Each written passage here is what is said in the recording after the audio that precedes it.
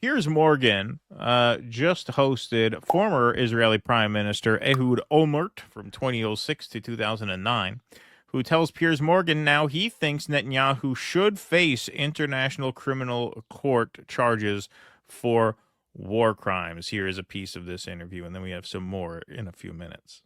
To a point where a leadership decision has to be made to stop it. And the majority of Israelis believe that Netanyahu carries on and wants to expand it, not because of any national interest that justifies it, but because of political considerations. What is it if not? Now, the vast majority of Israelis also support the genocidal aims of the Netanyahu government. They just want their hostages back. So don't get it twisted. This is not, I'm not putting this up here to show you what a great guy this guy is, Ehud Olmert. In fact, he spent a lot of time denying that Israel was committing war crimes. This is more, again, an indication of things that you would never imagine in a million years you would see the former prime minister come out and talk this way. Just like we never thought we'd hear Piers Morgan talk this way. We never thought American companies would start ditching this shell company, this aid scheme that they had going on, but they're having to. Well, the crime. So do you think he should be at The Hague one day for this? Look, there should be a voice. And if as a result of the fact that I was prime minister and I'm fairly well known in the international community, that people want to hear what I have to say, I have to say it, yes. I'm prepared. I'm ready to. I'm already in the middle of the heat, of those who oppose me. But I think I should do that. All right. Now, the reason he was on Piers Morgan is because he published an op-ed in Haaretz last week, May 27th. Enough is enough. Israel is committing war crimes. So we're going to read some of this. The government of Israel is currently waging a war without purpose, without goals or clear planning, and with no chances of success. I mean, that's not true, but he doesn't want to talk about greater Israel. Well, this is what I mean. I'm not saying. The goals are very, very clear, actually. The goals are very, very clear if you're not in denial about the ethos of the project in general, which, of course, most Israelis are. Almost all of them. Even a lot of the well-meaning ones are in denial about the potential for this state to turn things around and do good. We had those doctors, when the medic massacre happened, these doctors come out. What kind of a country are we if we allow this to happen? Well, you answered your own question, there, my friend. Right? Like, I appreciate that you're trying, but you answered your own question there, And so this is a case of that. At best, again, I'm not even giving this guy that much credit to go there. Never since its establishment has the state of Israel waged such a war. Well, I mean, it's come awful close, which is why we knew this was going to be a genocide. The second Netanyahu mentioned the unprecedented response. The criminal gang headed by Benjamin Netanyahu has set a precedent without equal in Israel's history in this area, too. Recent operations in Gaza have nothing to do with legitimate war goals. The government sends our soldiers, and the military obeys, to wander around Gaza City, Jabalia, and Khan Yunis neighborhoods in an illegitimate military operation. This is now a private political war. Its immediate result is the transformation of Gaza into a humanitarian disaster area. Over the past year, harsh accusations were voiced worldwide against the Israeli government and its military's conduct in Gaza, including accusations of genocide and war crimes. In public debates in Israel and on the international arena, I've rejected such accusations firmly, though I didn't shrink from criticizing the government. The international media listens to all voices in the public debate in Israel.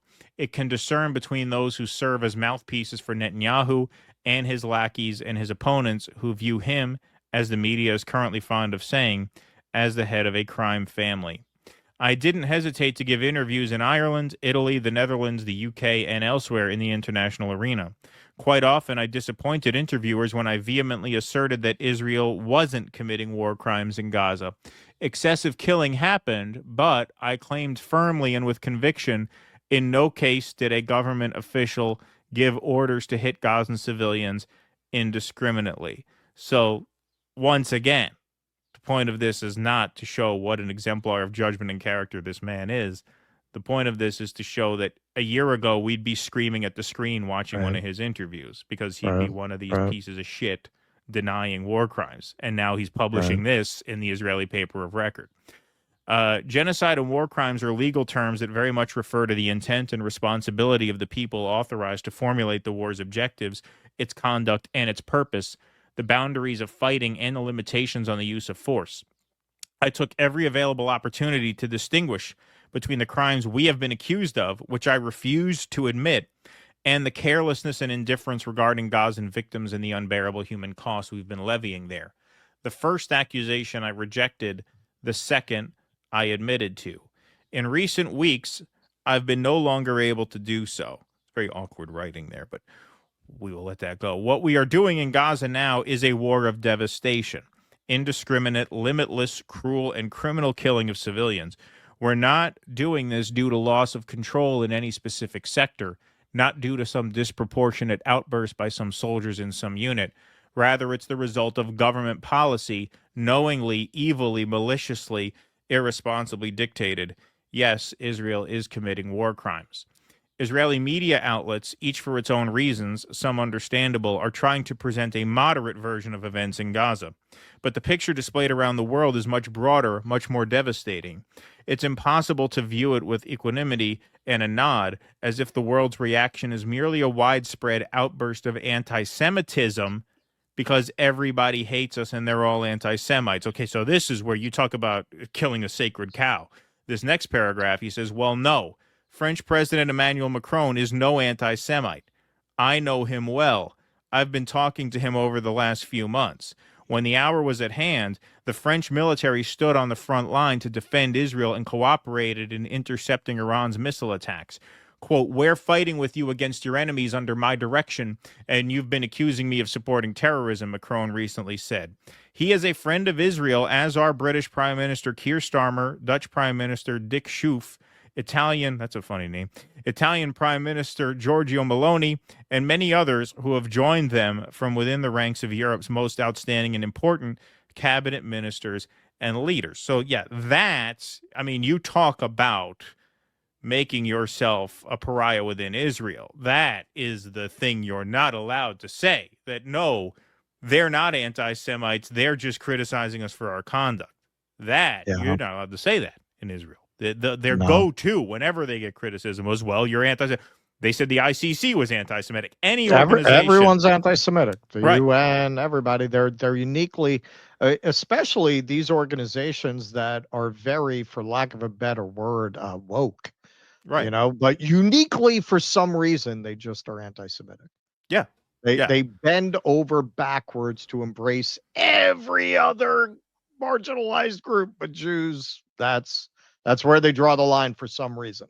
Exactly. What was Rabbi Shmuley? We just covered it. Rabbi Shmuley turned on someone. I forget who it was. I forget it was here on the Jimmy Dore show, who was like a friend of Israel up until the point where they say this has gone too far. You're, how dare you, Jew hater. Like, that's their go-to. So to say, actually, no, these world leaders who are now considering punitive measures against us, no, they're not doing it out of anti-Semitism. They're doing it because of our conduct. And this is later on in the piece. He concludes, it is time to halt before we are all banished from the family of nations. Well, it's too late for that, I think. And are summoned to the International Criminal Court for war crimes with no good defense. Enough is enough. So here's another piece of this interview. That would be the great irony. Israelis at Nuremberg. Exactly. Yes, that would be the great irony. Of course. So here he is. Here's some more of his interview with Piers Morgan. They want to see the Palestinians out of Gaza in order to resettle there. They don't want to see them deported because they want to prepare the ground for a Trump Tower hotel, as maybe some interpreted statements of President Trump to mean. They want it because they want to resettle there, and this is part of their grand design. They want to do the same in the West Bank. Already now they are inspiring the Hilltop youth, which I call the atrocious youth, for almost daily attacks against Palestinians in the West Bank, Palestinian Arabs in the West Bank. And they are burning their groves olive groves. They are burning their homes. They are taking people. They are killing people. This is totally obnoxious and something that can't be tolerated. And unfortunately, it's tolerated because the fact is that it continues, and in most cases, the ones that are arrested are the victim Palestinians, it's not the Israeli attackers. And this is part of what I am campaigning against. Now, question that you have outlined is whether Bibi is captive by these guys. He's willingly captive. It's not something that he's fighting against, that he's trying to stop. He is willingly captive by these messianic, extreme fundamentalist right-wingers, supporters of Jewish terror, because it's true that this is the only, probably the only escape he has from what awaits to him, but also because the fact is that for the last 15 years, Netanyahu was the guy that ignored the Palestinian Authority, which was a potential partner for peace negotiations, and was supporting Hamas, the financing of Hamas through Qatar, but with the agreement, support, and cooperation of the Prime Minister of Israel. Says that too. Says that too. All right. So, I mean, he didn't call it the Greater Israel Project, but he described it. Oh, yeah. He's saying what they're doing. He's saying what they want, that they want to just cleanse that land and occupy that land. I forget the name of his party. It's the center-left party. So he's been a political opponent of Netanyahu for a while, and they indicted him on bribery charges because he was mayor of Jerusalem before he was prime minister. So, you know, he's on the shit list of the current government, so he's probably never thrilled with them to begin with. So this is what you mean. This is what when we say there are no real liberal Israelis, this is what I mean, because this is about as close as you can get. A guy who up until now has been making excuses for their conduct in Gaza, but you know the dam is breaking when guys like this come on and say, I mean, talk about another thing you're not supposed to talk about in Israel, of course, is the Netanyahu suitcases of cash into Qatar with the propping up of Hamas in the first place. So you know, this all goes to say that I do think, I mean, you start to see when you talked about in the last segment, there's a coming collapse of Israel. This is what that looks like when these politicians, when major political leaders start coming out and just ravaging not just the main war narrative in terms of war strategy, but start talking about how actually, no, not everybody who criticizes us is anti-Semitic, right? We can't just yell anti-Semite at people when they criticize our conduct. It is starting to come apart, and he's been making the rounds on a lot of different networks. He was on CNN, and so, you know, he is expressing, I think, a sort of schism that, you know, it's all relatively new since this aid blockade, and it is absolutely maddening that it took that. And the thing about the aid blockade is there's no human shields argument because you're not killing them with bombs. You're just denying basic needs for a country, half of which are children. And so I thought that was definitely worth showing and worth getting into a little bit. Please clap.